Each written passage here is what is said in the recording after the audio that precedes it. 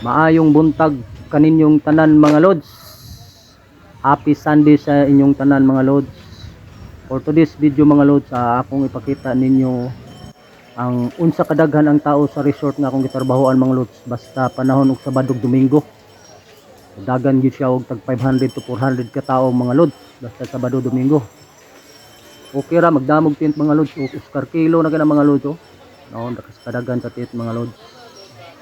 Ang isa pod mga lods nga akong ikapasigarbo ning beach nga akong gitrabahoan mga lods diri sa Olivia Sun Beach Resort o nandang tawag ani mga lods Uraya Beach Resort.